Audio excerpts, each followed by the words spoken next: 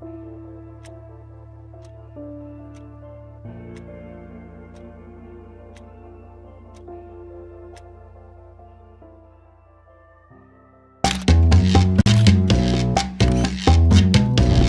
Rob Nelson, talk show host. Because you got the 70s thing going there.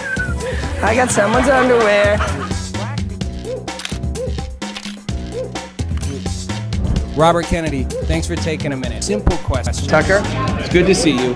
Listen, You're a Bitcoin maximalist. You're Bitcoin forever. I hate this central bank digital currency. hey, I don't have all the answers, but together, I know we can find them.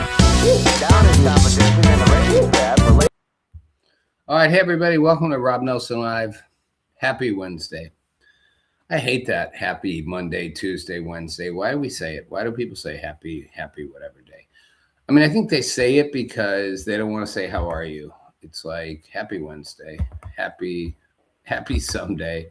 It's, you know, but just, are you in a shitty mood or a good mood? Just give me an honest answer. We've lost sight of the ability to be fully honest anymore at this point in our lives.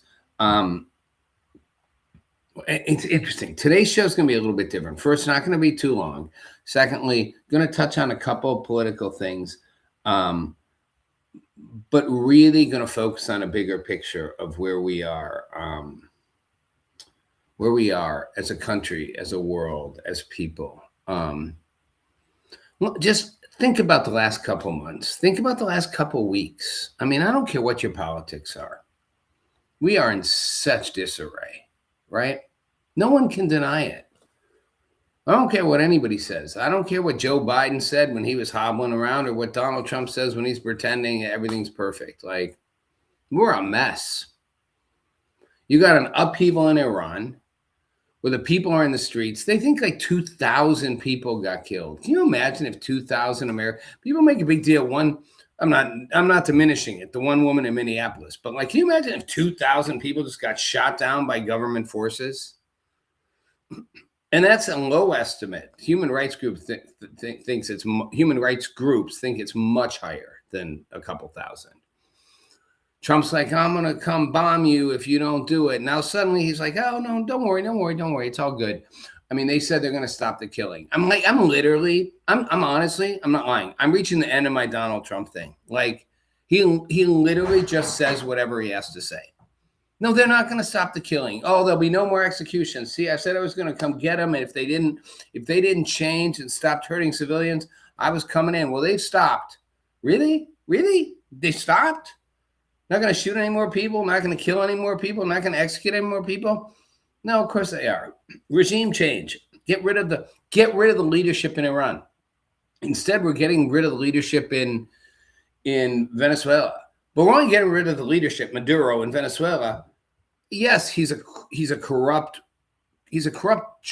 loser. He's he's not a totalitarian, but he's a dictator who's basically a narco-terrorist.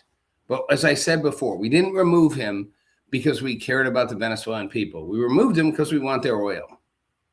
And we're going to take their oil. And Trump's going to have the oil companies come in, put in billions of dollars. Problem is, it might not make sense for them. They were meeting today. I mean, it might not make, in the White House, might not make sense because the cost of the investment might not be the low price of oil right now.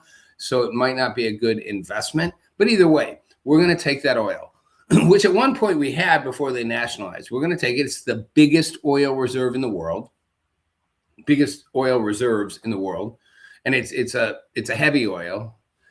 It's not gasoline oil. So it's good for industrial, for manufacturing. We're going to take the oil. We're going to tell the government, the interim government, what to do. You know, the opposition leader, she's coming to visit Trump. The one who said she'd give him her Nobel Peace Prize. Like, he's like, I don't think you can run the country. Really? Thought you wanted to like have a democracy. She won the vote. They denied her the position.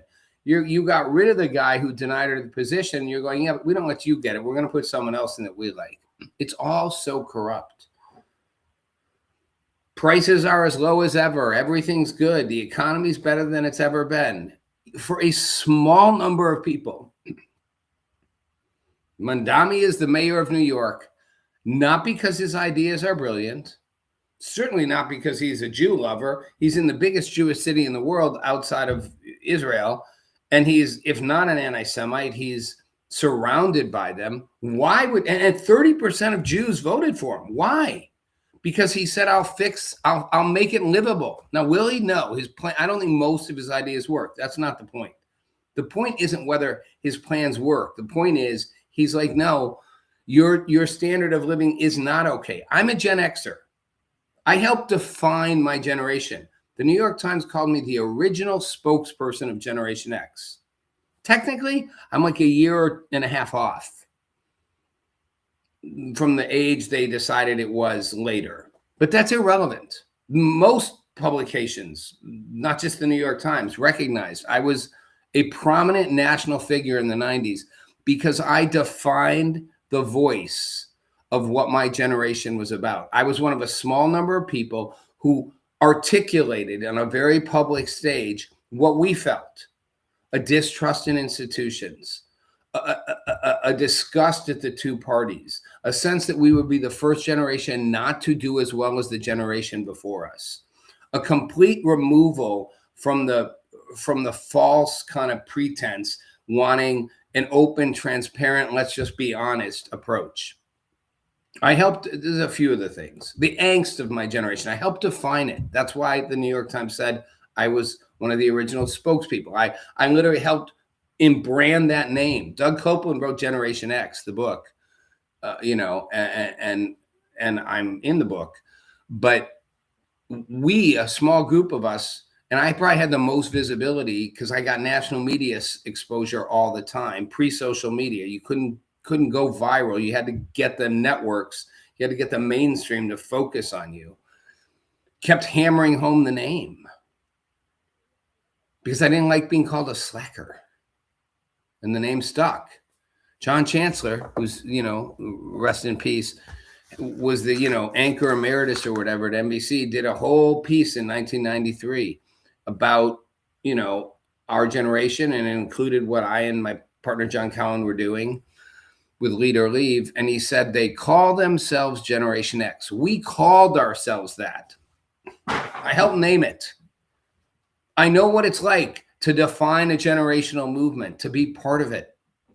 I'm not saying that to brag, although sure, pat me on the back if you want. I'm saying it to say I'm having a recognition of where we are and what we're missing and what every generation has had to do. And at the end of the day, we live in an era where the social media, the way people see things, the old joke about Instagram, everybody posts their perfect life, and meanwhile they're crying miserably. But you can make it look good. It's only getting worse. AI makes it even worse. Everybody's perfect, except everybody's miserable. We're all living in kind of a collective lie, and Trump is part of the collective lie. I'm sorry. Everything's better than it's ever been. America's better than it's ever. It's not. Stop. It's not. Or Mandami wouldn't be the mayor of New York. It's not. And that's not a knock on him. It's just kind of semi-anti-Semite who's a Muslim, runs the city with the most Jews in the world other than in Israel. How does that happen? And 30% of them vote for him because he was like, it's not fine. You can't afford to live in this city. And most Americans don't feel fine. Stable times.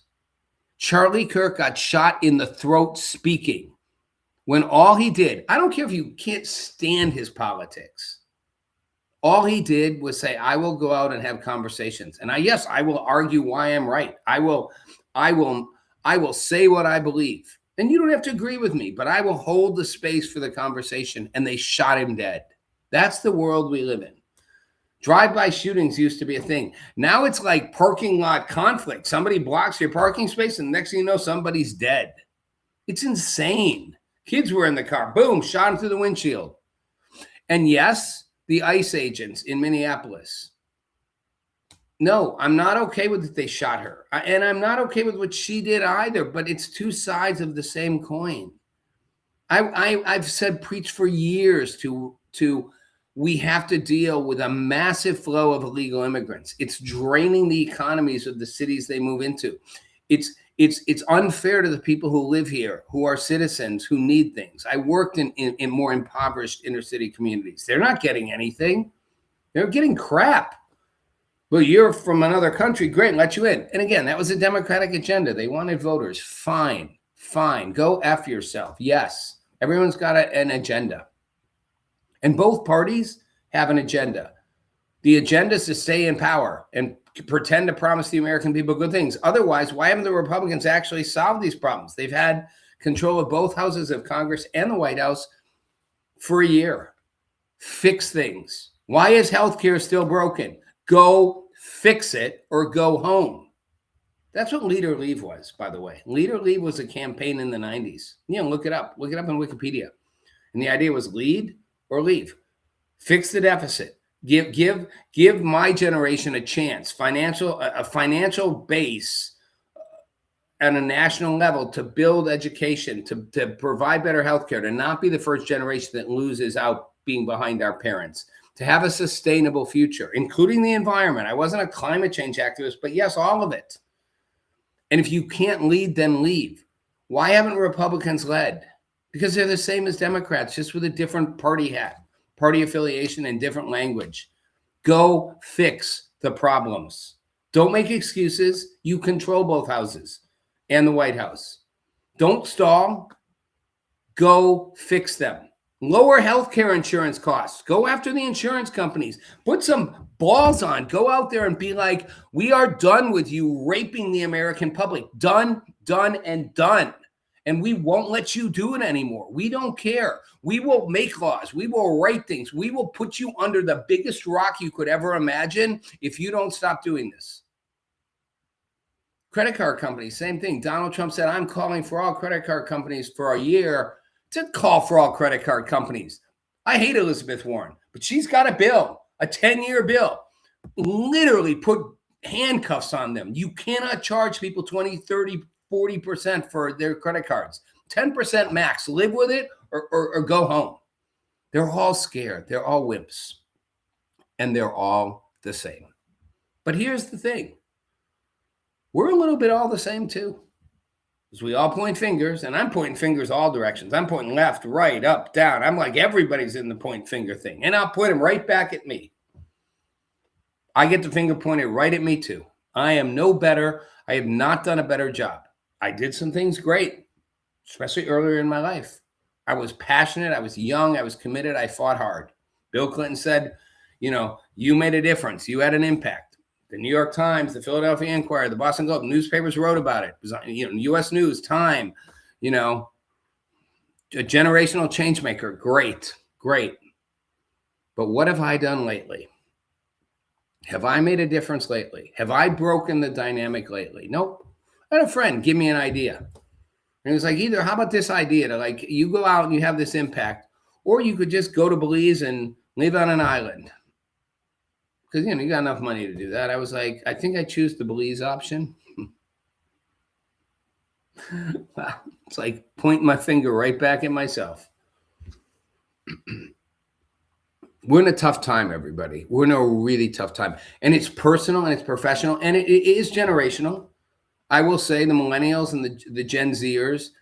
I do think there is a sense that you shouldn't have to. Let's say I'm a Gen Xer. I'm in the middle. The baby boomers before me, the greatest generation before them, then after. The generations before me, especially the, quote, greatest generation, and then the baby boomers, but especially the greatest generation, they took nothing for granted. They thought, you work your ass off. My dad was in World War II. He got the Distinguished Service Cross, second highest award you can get other than the Congressional Medal of Honor for bravery. He risked his life. He risked everything. He saved people. He fought. He watched people die. He did it all. And when he came home, he got on the GI Bill and went to college. And he was so grateful to have had that opportunity. I'd been like, whoa, wait, you owe me a lot more than just you owe me a little more than just a college tuition here. Like I helped save our country. Give me some more. Well, the generation after me thinks it the same. The older generations literally thought we have to work for everything and we're grateful for whatever we get. And it is a struggle. There is no taking for granted. It is a fight to the finish. And life is beautiful. And thank God for letting me be here. It's like this guy I met on a bus once about 5-7 years ago, old black dude. And I was like, how are you? He's like, every day I'm above ground is a good day. Or every day I'm not 6 feet under. Like I'm 6 feet up, not 6 feet down. Every day, doesn't matter how bad it is a good day because I'm up here, not down there. It's like, wow, I don't feel that way. I'm like, what a shitty day. What a fucking asshole fucking shitty day. I'd rather be dead. He was like, every day I'm above ground is a good day. There's an attitude. And our generation, Gen X, we started to lose it. Millennials definitely lost it. And Gen Zs, forget about it. They don't even think they should have to show up for work. I feel a little tired today. I don't really want to do what I was supposed to do. And millennials, a little step behind that. They're harder working, but there's a sense of like, things should align, should be easier. They started with the participation trophies. Like, everybody should win.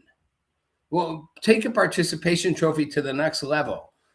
No, and you don't necessarily personally want a participation trophy. You might even think that's a stupid idea, but at some level, a participation trophy says everybody who competed should win.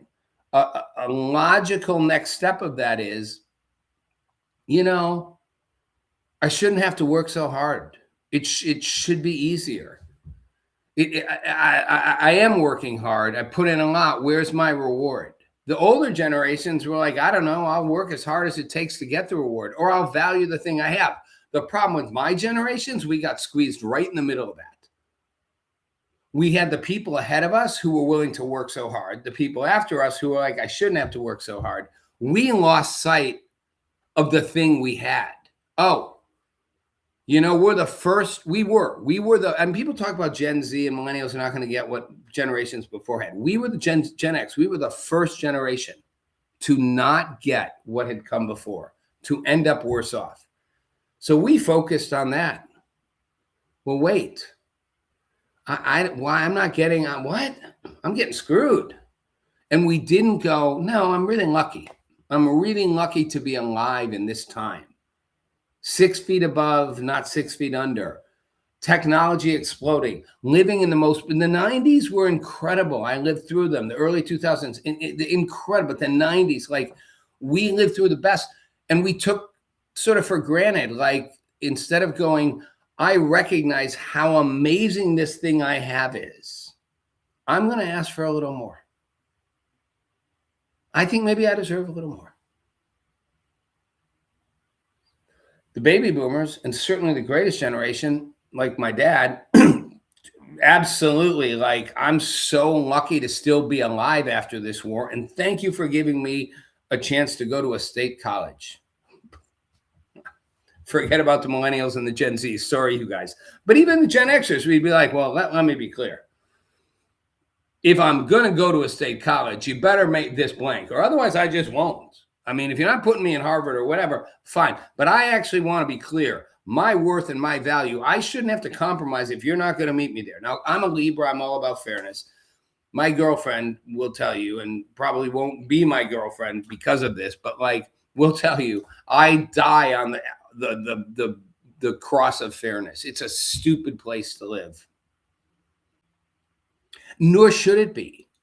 And your gifts that you are given don't have to be compensated. The struggles you have don't have to be compensated by matching gifts. The gifts you have are the gifts you have. Again, the old dude on the bus. Every day I'm above ground is a good day. Not every day when I'm not homeless or not hungry or not sitting on a Greyhound bus or not heartbroken. Every single day I'm alive, I'm lucky. It's a gift. I'm like, well, no. Not if they're bad days. Yes, that's the difference. So I'm the in-between generation. And they used to kind of suggest we were the transitional generation. Squeezed in between the ones that had this much more expansive sense of gratitude for the opportunities they had and willingness to commit to whatever work it took. You got married, you stuck it out. Why? Not to be miserable, to try to make it better, to honor your commitments. The Gen Zs don't even think going to work is a commitment. I'm sorry, I felt tired today, so I didn't do what I was supposed to do. It was a bad day. Like literally, they say that. And everybody laughs about it, but it's facts. It's science. Ask Fauci. Don't even get me started on COVID, because that's the perfect example of what went all south with all of this.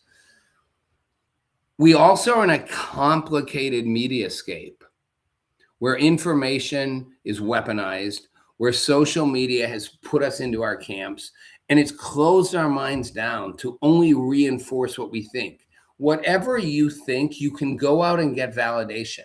Sure, you might get it from your friends or your family, but you can get ChatGPT to give it to you. You can just go on your socials and it'll give it to you. It'll give you 50 Instagram videos verifying what you think. Whether that is that you're, a woman who shouldn't have to be in a situation that's, where you're not getting everything you want for your partner, or whether you're the misogynistic guy who's like, women suck. Like, either one, you'll get the answers endlessly, as if you're on the, precipice of truth. You're on Mount Sinai. Everybody gets the answers they want over and over. Social media doesn't go on the one hand, on the other hand. Just gives you the one you want and reinforces it. So everybody's getting reinforced in their camps, including me, by the way. I'm going to keep pointing the finger back at me. I'm no different. No different. That's why every mistake I've made, I can look back going, wow. And I've made some big ones, to be honest, in the last couple of years. Every one of them goes right back to me. I'm like, I made those choices. I reinforced those beliefs. I stuck to what I thought I deserved or was fair or whatever. I made those choices. I didn't value certain things I had. Oh, I didn't think they were not valuable. It wasn't like I dismissed them, but I didn't recognize their value meant do anything and everything to protect them. And that is, so I want to be clear, didn't do everything and everything to protect them. I didn't think they were worthless. I thought they were super valuable. I was just like, but for that value, I should only have to give so much.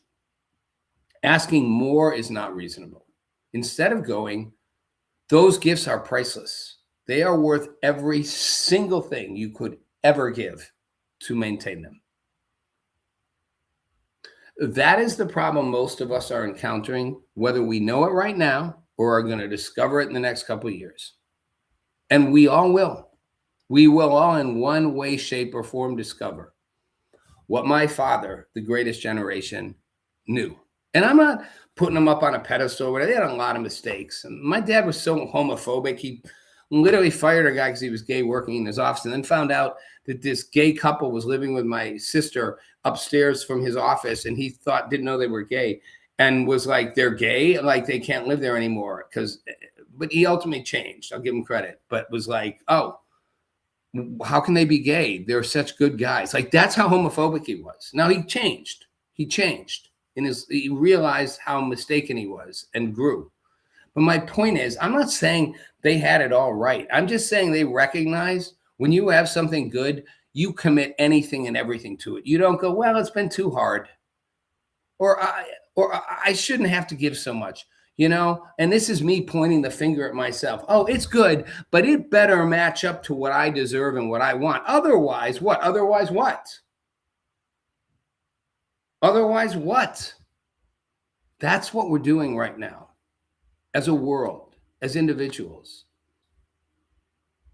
And that's why we're ripping the shred out of it all. That's why we got ICE agents in the streets in Minneapolis and protesters screaming and saying, fuck you, and throwing everything at them. And they're like, we're going to scoop everybody up we can. We don't care if you've been here 25 years and are a good member of your community. We're getting you all done, That's why we have Trump. And it's why we had Biden. And it's why we'll have whatever the next iteration is. And it's why ultimately our relationships will implode. It's why families don't have dinner together anymore, because they're on different sides of a political equation. That's how fucked up we've gotten, folks. It's why we had cancel culture. If you go back to the roots of our country, a bunch of people were tired of having a foot on their neck from England They were citizens of the empire, and they wanted a fair deal. They didn't like being overtaxed. They didn't like not having representation. They didn't like having a standing army sitting outside of Boston. Again, standing army means an army that's sitting there waiting to do something. Well, what are you going to go do with that standing army? You're going to go take over a country? No, you're there in case the people who live there get out of line. Like, we're citizens. Why you got an army on our shoulders? That's why people react to the ICE thing. We're citizens. Why do you have an army? Why do you have people en masse with guns on our shoulders? I'm not defending the illegal criminals who are here, but I'm saying that's why you're getting that reaction. Why are you sitting on our shoulders like that? We're citizens. I'm not talking about the illegals. They're not citizens. They shouldn't have come here. If they came here recently, they should go home. But you can't be trying to like deport people who've been here for a decade and built lives. It's not only not realistic, it's inhumane. It's fucked up. We're doing this to ourselves. Our founding fathers and mothers, and again, most of the mothers got ignored, except, the Abigail Adamses, and that's too bad. It took us a long time to have the sense of equality that included women and then blacks and, and so on and so forth. And we stomped on the Indians, and they all had slaves, and it's all messed up, yes. But tearing their statues down does nothing. Sidebar to sidebar, but just saying. They understood something. They wanted freedom. And they knew the cost they would pay. They knew the gift they potentially had. And initially, I've said to people, they didn't really want democracy. They just wanted a fair deal. But when Britain wouldn't give them one, when Britain was like, no way, you get under our foot where you belong, they were like, fine, we won't. And at that point, as they say in the Ken Burns documentary, which is 12 hours, it'll put you to sleep, put my girlfriend to sleep every night, but, still really smart, just hard to stay awake because it's so boring.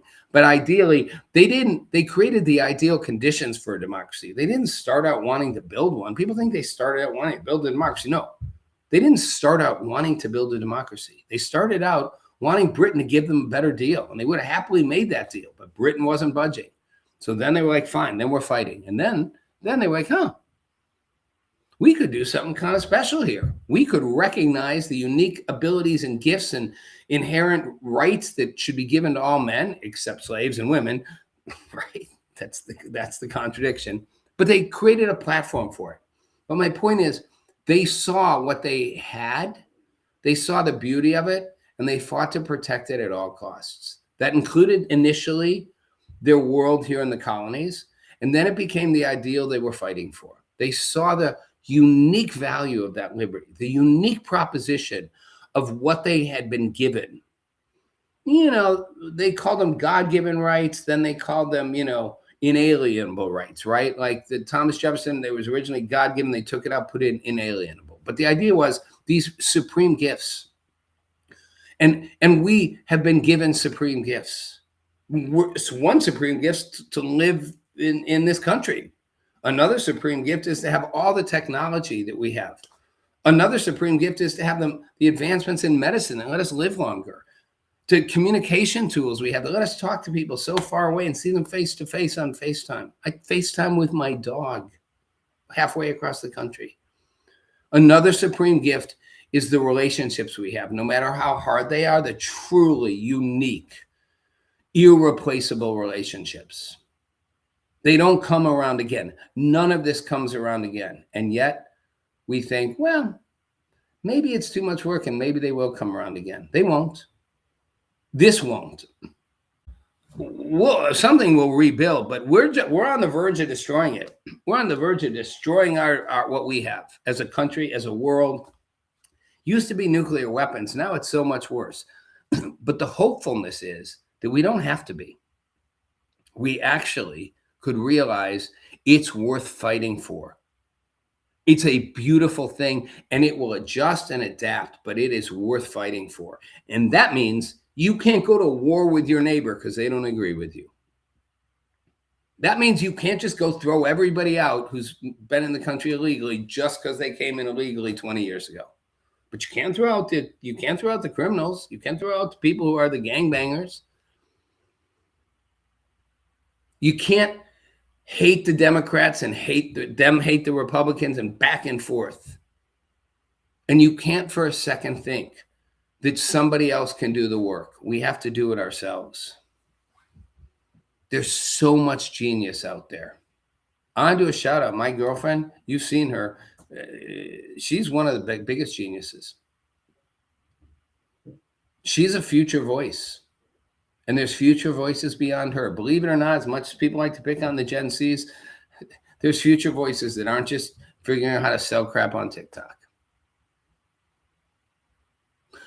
I was a past voice. I'll be a continuing voice. And I point the finger back at myself that I haven't been a consistent enough voice. So what I'm saying to you, I'm saying to myself, we all need to step up and be that consistent voice. It's work, but it's worth fighting for what we believe in and what we have.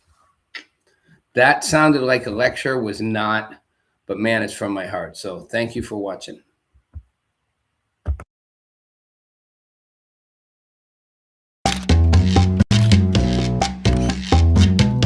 Meet Rob Nelson, talk show host. Because you got the 70s thing going there. I got someone's underwear. Robert Kennedy, thanks for taking a minute. Simple question. Tucker? It's good to see you. Listen, If you're a Bitcoin maximalist, you're Bitcoin forever. I hate this central bank digital currency.